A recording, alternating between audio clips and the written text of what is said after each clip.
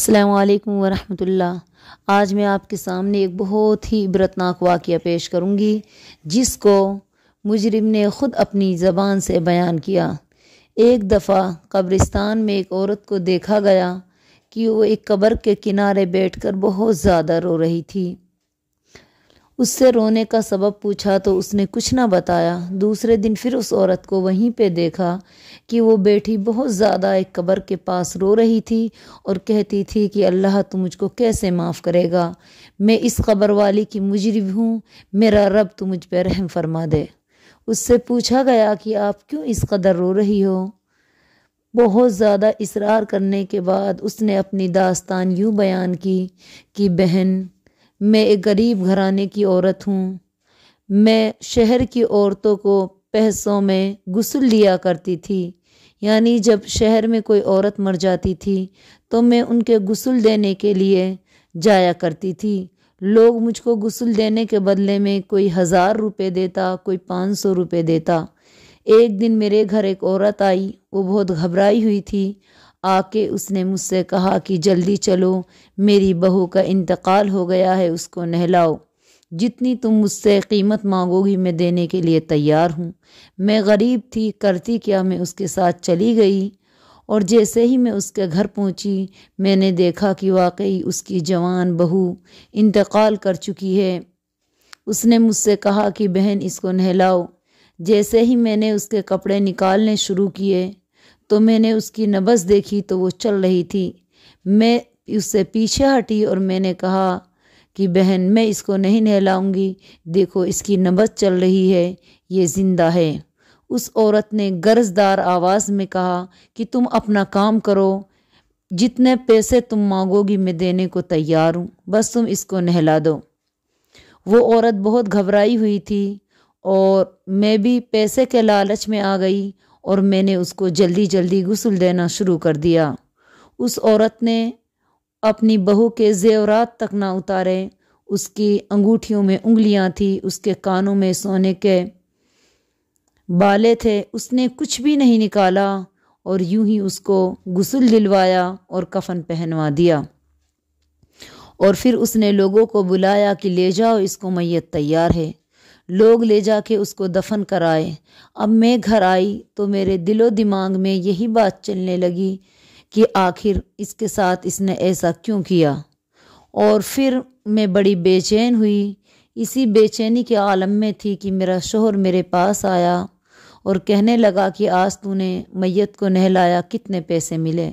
میں نے کہا کہ 10,000 روپے مجھے دیے ہیں۔ تو میرا شوہر پوچھنے لگا کہ آخر اتنے پیسے تمہیں کیسے دے دیے؟ میں نے انہیں پورا ماجرا بتایا اور پھر میں نے ان سے کہا کہ انہوں نے اپنی بہو کے زیورات تک نہ نکالے اور اس کو زندہ زیورات کے ساتھ ہی قبر میں دفن کر دیا۔ میرے شوہر تھوڑے لالچی آدمی تھے، جیسے ہی اس نے یہ سنا تو اس کا دماغ کہیں اور ہی چلنے لگا اور اس نے منی من پلان بنایا اور پھر مجھ سے کہنے لگا کہ آج رات چلتے ہیں اور چل کے اس کی قبر کو کھودتے ہیں اور اس کے زیورات نکال کے اس کو دفن کر دیں گے۔ پہلے تو میں نے انکار کیا، لیکن پھر اس نے مجھ کو بہت دلیلیں دی کہ وہ مر چکی ہے، وہ زیور اس کے کسی کام کا نہیں ہے، ہم اس سے کچھ فائدہ اٹھا لیں گے، ہم اپنا گھر مکان بنا لیں گے، تم میرے ساتھ چلو۔ آخرکار ہم رات کی تاریکی میں بستے بچاتے قبرستان جا پہنچے اور ہم نے پھر اس قبر کو ڈھونڈا، کیونکہ وہ قبر تازہ تھی، ہمیں زیادہ دیر نہ لگی اور ہم نے جا کے قبر کو کھود ڈالا۔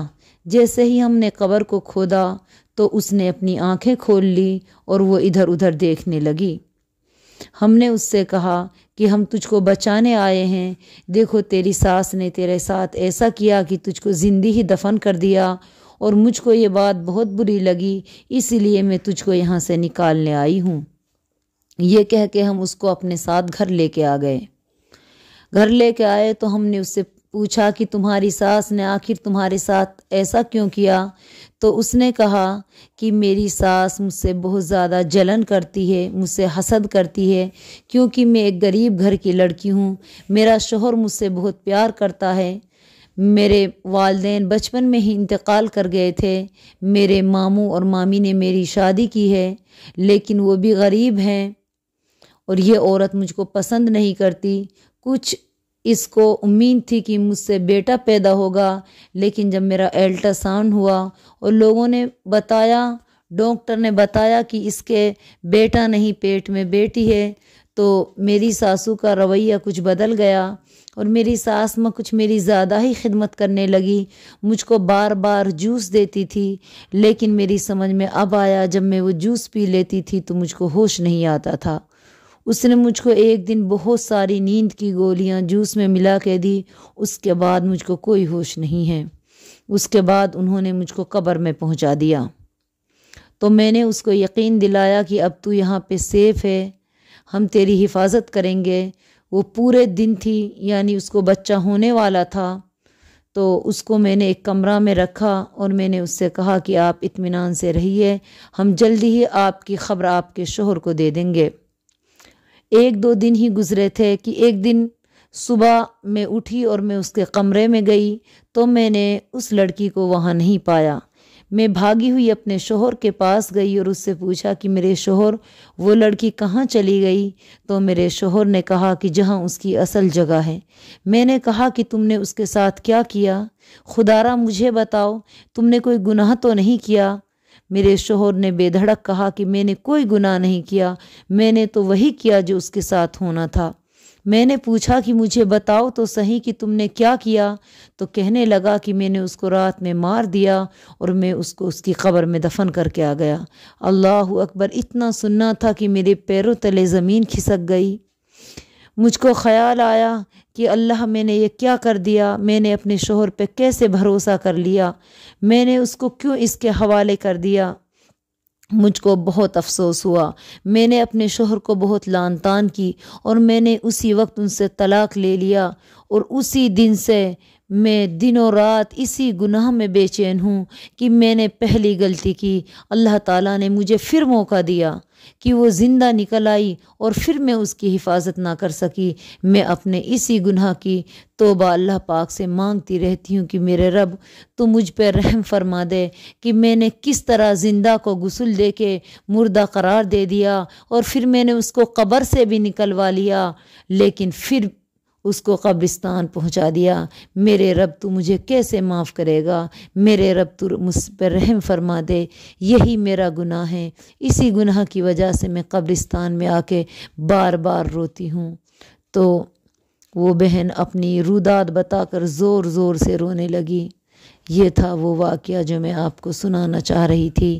تو اللہ پاک ہمیں بار بار موقع سدھارنے کا دیتا ہے، ہمیں چاہیے کہ ہم غلطی کے بعد اپنی غلطی کی اصلاح کر لیں، تب تو ہم کامیاب ہیں، ورنہ کفِ افسوس ملنے سے کچھ نہیں ہوتا۔ السلام علیکم ورحمۃ اللہ وبرکاتہ۔